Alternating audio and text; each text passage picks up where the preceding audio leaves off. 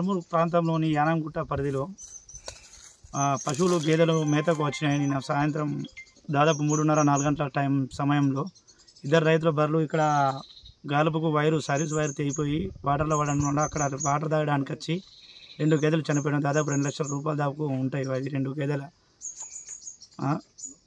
ఇది ఈ విధంగా ఏమైనా అధికారులు కానీ లేకుంటే ఇక గవర్నమెంట్ తరఫున కానీ మాకు రైతులకు నష్టపోయిన రైతులకు ఏమైనా సహకారం చేయాలని కోరుచున్నాము.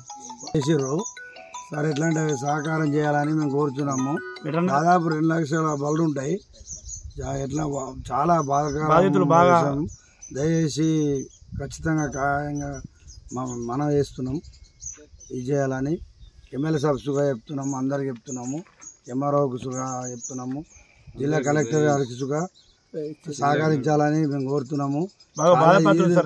గాలి దుమానంతో వచ్చిన ఇది సార్ సడన్గా వచ్చి అది ఏం జరిగిందో జంగిటైన సుఖ వేరే మేపేవాడు సుఖ చనిపోతుండే.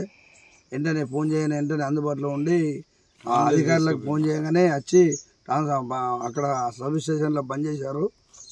ఇలా సహకారం చేయాలని జిల్లా కలెక్టర్ కానీ ఎమ్మెల్యే కానీ ఎంపీ కానీ ఎవరైనా అందరు పైకాధికారులు సహకరించాలని కోరుచున్నాము.